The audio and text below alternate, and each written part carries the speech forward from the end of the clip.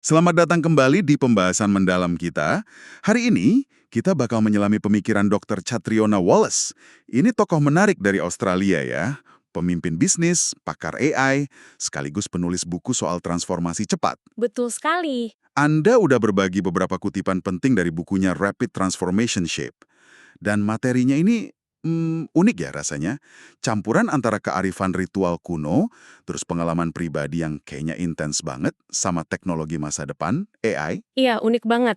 Sumber ini bukan sekedar buku pengembangan diri biasa gitu.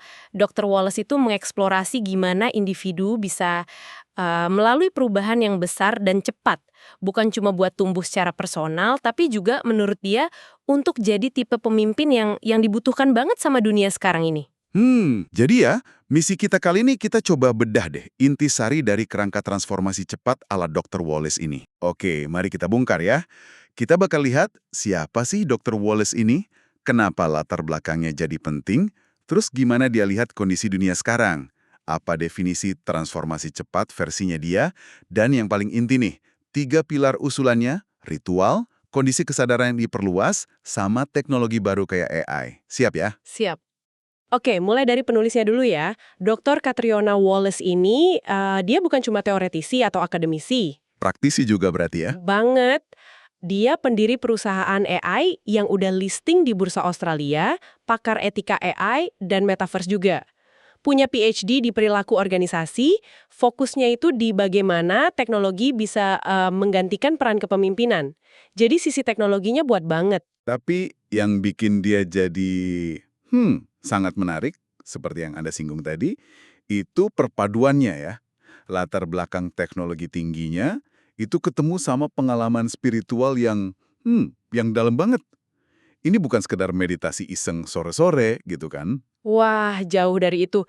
Dia cerita soal pengalaman inisiasi sebulan penuh loh sama suku Shipibo di pedalaman Peru sana. Sebulan. Wow. Iya, bekerja intensif dengan apa yang dia sebut master plants atau tanaman guru, kayak Chula Chaki, itu pohon tertinggi di Amazon katanya, sama Mapacho, tembakau suci versi mereka. Nah, pengalaman-pengalaman kayak gini yang seringkali ekstrim dan ya menantang, itu sangat membentuk perspektifnya soal transformasi. Menarik sekali. Dan buku ini, meskipun bahas pengalaman spiritual yang dalam gitu, kelihatannya ditulisnya inklusif banget ya. Betul, didedikasikan buat 7 generasi mendatang. Dan dia secara eksplisit bilang buku ini buat siapa aja. Mau yang latar belakangnya spiritual, religius, atau bahkan yang non-spiritual, nggak masalah. Bagus itu. Istilah kayak Tuhan, Spirit, Pencipta, itu dia pakai gantian aja, mana yang paling nyambung buat pembaca. Dia juga dibantu tim riset yang menarik nih, ada spesialis kepemimpinan transformatif, kesehatan mental, terus ada juga peneliti studi psikedelik di India. Oke. Tapi penting juga nih, ada caveat atau peringatan di awal buku. Isinya ini informasi ya, bukan nasihat medis atau hukum. Terutama kalau menyangkut psikedelik kan legalitasnya beda-beda tuh di tiap tempat. Jadi pembaca diharap cek sendiri aturannya. Oke. Konteksnya jelas. Nah, sekarang, gimana Dr. Wallace ini melihat dunia? Apa yang mendorong dia nulis buku ini? Semuanya suram atau ada harapan juga? Dia nyajiinnya cukup seimbang sih. Ada tren positif yang patut disyukuri juga kok. Misalnya, akses internet global kan makin luas ya. Udah lebih dari 65%.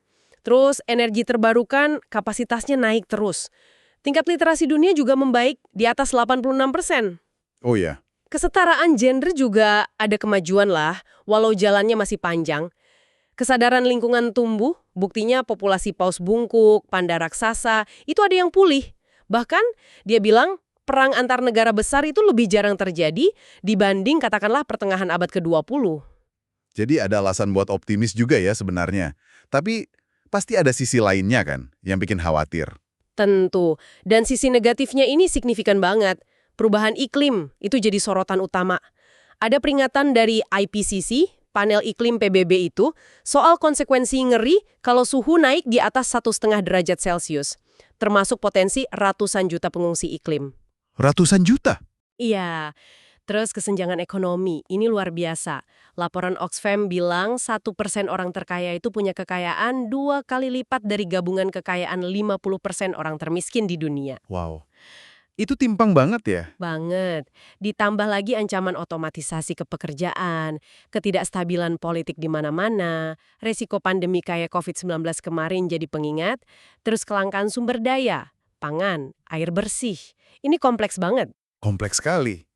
Tapi dari semua tantangan itu, ada nggak sih yang paling dia soroti sebagai tantangan terbesarnya? Nah, menariknya yang paling dia soroti itu justru kecerdasan buatan atau AI. AI. Padahal dia pakar AI kan? Justru itu, dia mengutip Toby Ord dari Future of Humanity Institute.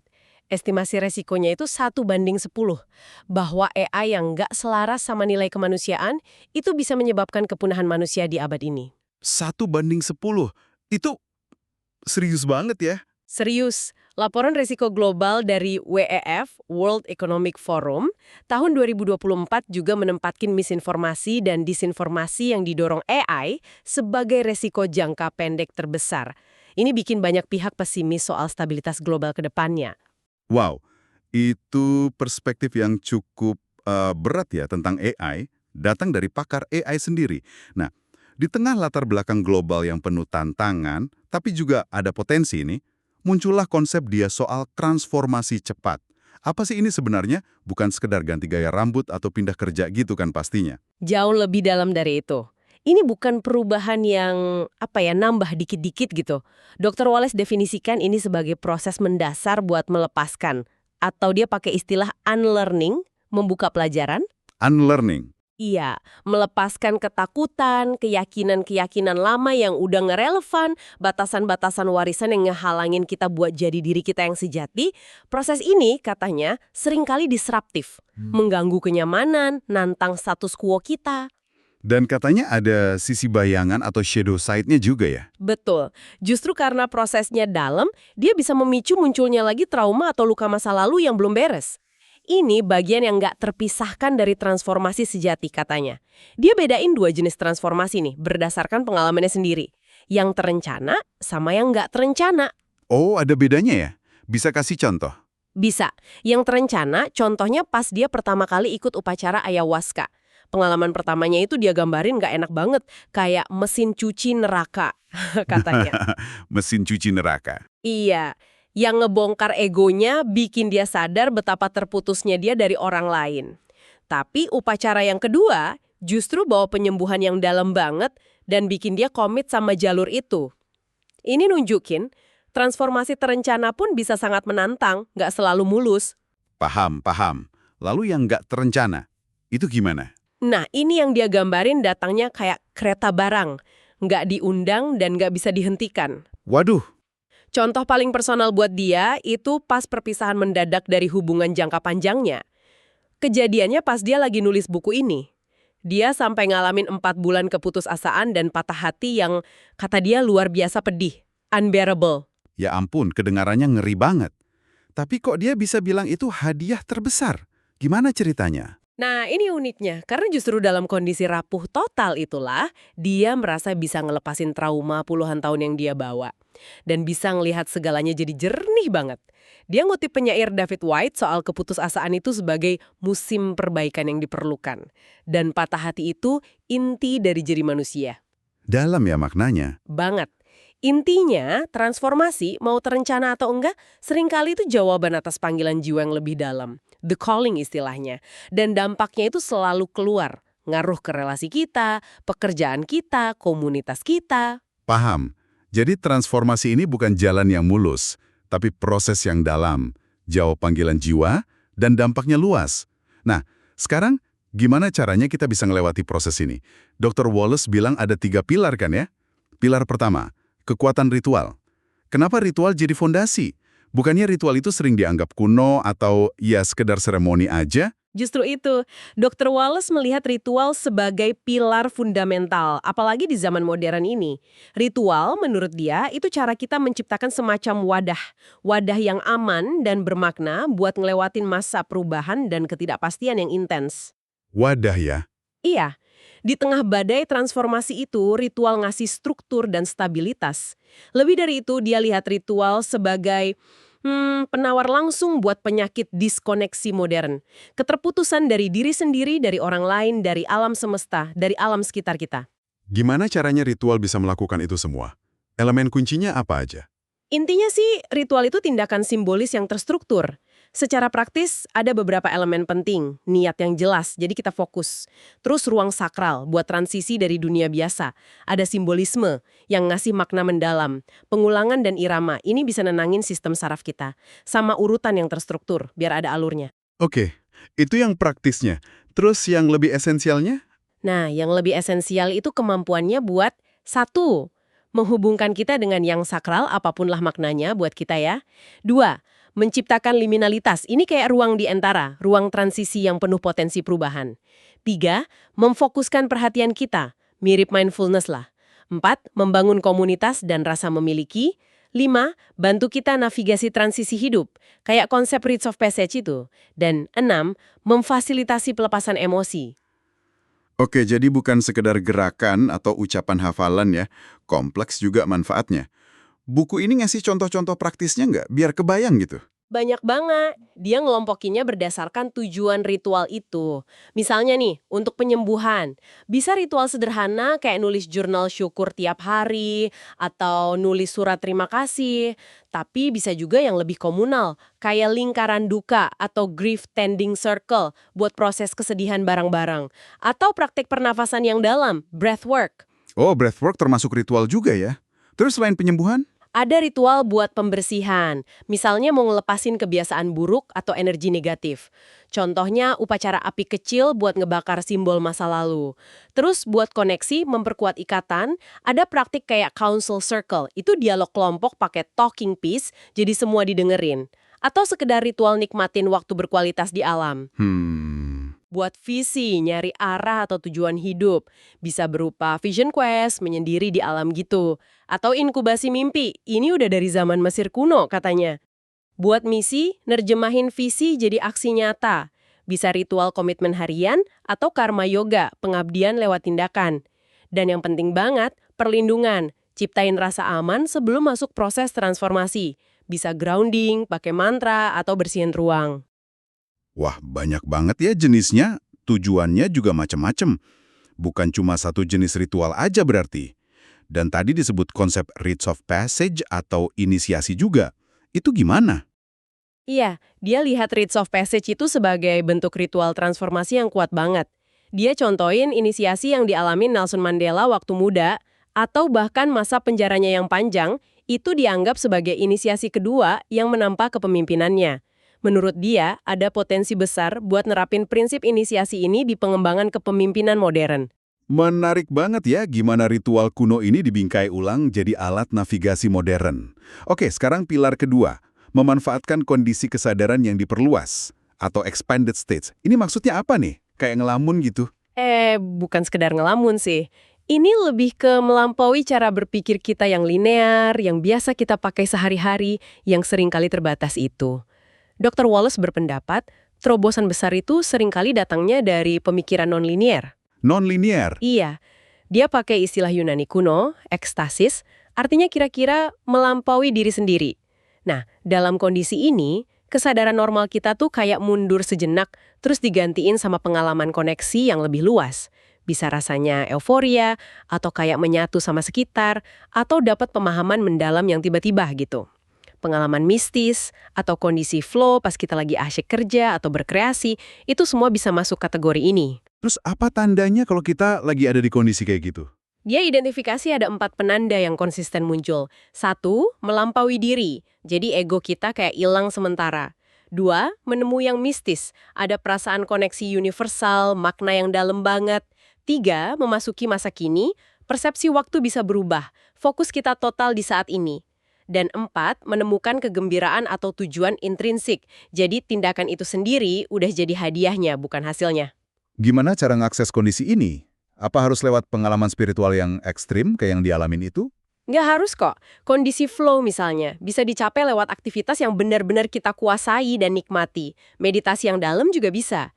Tapi dia memang menyebut psikedelik sebagai salah satu cara yang andal buat ngakses kondisi ini secara sengaja. Tentunya kalau dilakuin dengan benar ya. Oh, psikodelik disebut juga ya? Iya, pengalaman pribadinya dia pakai 5-MeO-DMT. Itu dari racun katak gurun Sonora, itu ngasih dia cetak biru lengkap buat sebuah aliansi metaverse yang bertanggung jawab. Cuma, dalam hitungan detik katanya, wawasan kompleks muncul gitu aja dalam kondisi kesadaran yang berubah. Dia juga nyinggung sejarah penggunaan LSD di awal-awal Silicon Valley, katanya dulu buat bantu para insinyur mecahin masalah teknis yang rumit dan dorong kreativitas. Tapi kan penggunaan zat kayak gitu ada risikonya. Nggak bisa sembarangan dong. Tentu. Makanya dia sangat nekenin pentingnya persiapan mental kita, niat kita, sama setting lingkungan yang aman dan mendukung. Dan yang paling krusial, kata dia, itu proses integrasi setelahnya. Integrasi? Iya. Gimana wawasan yang didapat dari pengalaman itu nggak nguap gitu aja, tapi dibumikan, diolah, diterapin dalam kehidupan nyata, lewat refleksi, diskusi, atau perubahan perilaku yang konkret. Tanpa integrasi yang benar, pengalaman sehebat apapun bisa jadi, ya, sia-sia aja. Oke. Jadi ini tentang mengakses cara berpikir dan merasa yang beda buat dapat terobosan. Tapi harus dengan persiapan dan tindak lanjut yang matang ya. Nah, sekarang pilar ketiga nih, yang mungkin paling bikin kaget.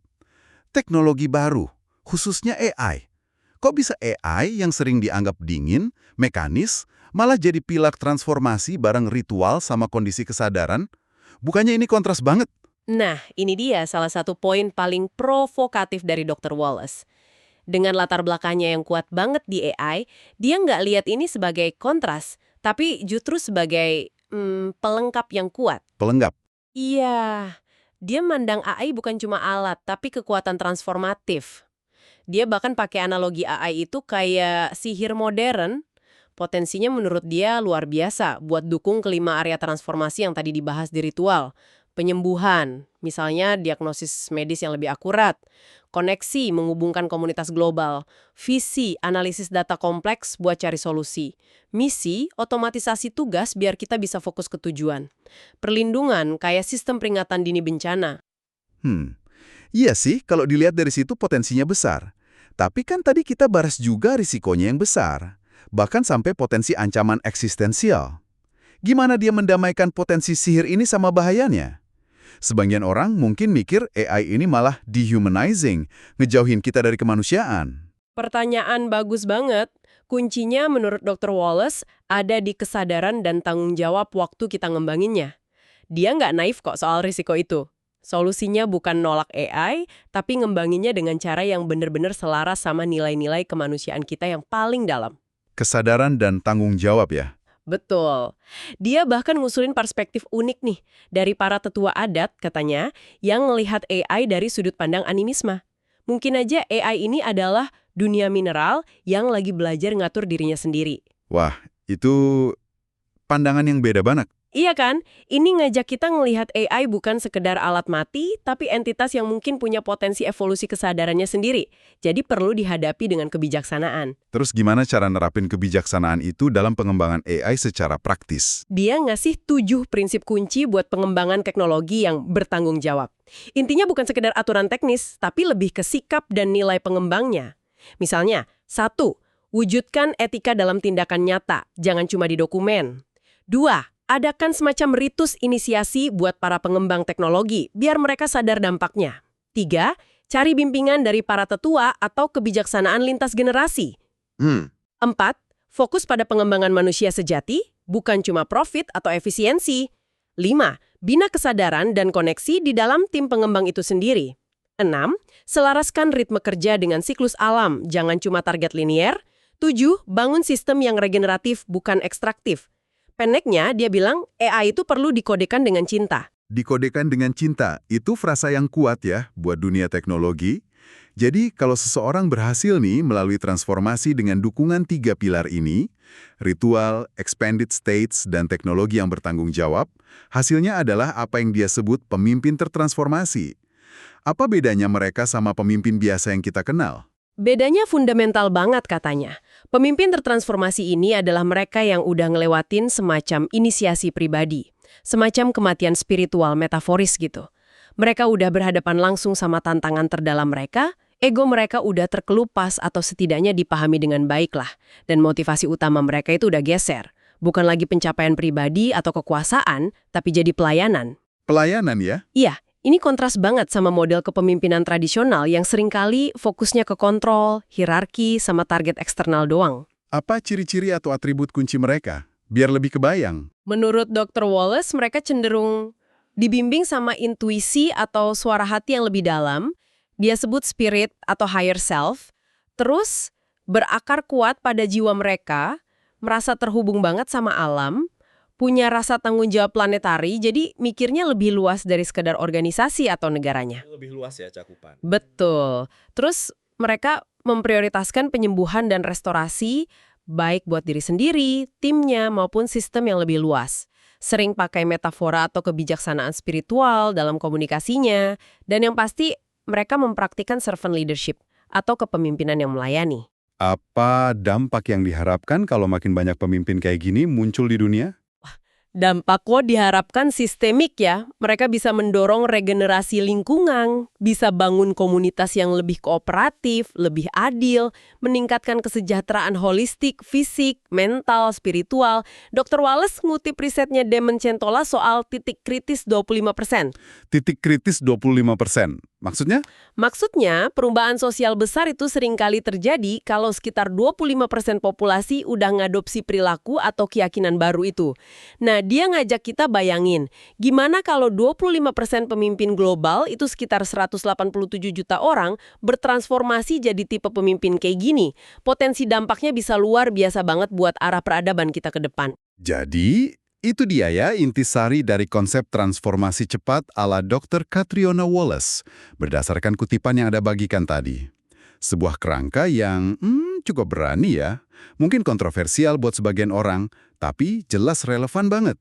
Mengintegrasikan kebijaksanaan masa lalu, potensi kesadaran manusia yang lebih dalam, sama kekuatan teknologi masa depan. Tepat sekali. Ini kayak sebuah ajakan buat kita ngelihat melampaui model kepemimpinan dan perubahan yang mungkin udah nggak cukup lagi buat ngadepin tantangan zaman sekarang. Ngajak kita mikir, jangan-jangan pertumbuhan batin yang radikal, yang sering dianggap urusan pribadi, itu mungkin justru kunci terpenting buat perubahan eksternal yang kita semua harapkan di dunia. Ya, intinya soal keberanian buat jawab panggilan jiwa itu sih. Menarik banget pembahasannya. Nah, ini pertanyaan penutup buat Anda renungkan di rumah. Di tengah kesibukan dan kompleksitas hidup modern kita, ditambah lagi gempuran teknologi yang makin cepat, gimana ya caranya Anda bisa mulai mengintegrasikan, mungkin sedikit aja, elemen ritual? Nggak usah yang rumit, mungkin sekedar jeda hening beberapa menit tiap hari, atau mulai lebih peka sama bisikan intuisi Anda. Iya juga ya. Tujuannya bukan buat jadi kayak Dr. Wallace, tapi buat bantu Anda navigasi perubahan dalam hidup Anda sendiri. Dan mungkin, pelan-pelan, buat mulai mendengar dan menjawab panggilan unik Anda masing-masing. Apa ya kira-kira pilar pribadi Anda buat bertumbuh dan bertransformasi? Pertanyaan bagus buat refleksi. Terima kasih banyak sudah bergabung dalam penelusuran mendalam kita kali ini. Sampai jumpa!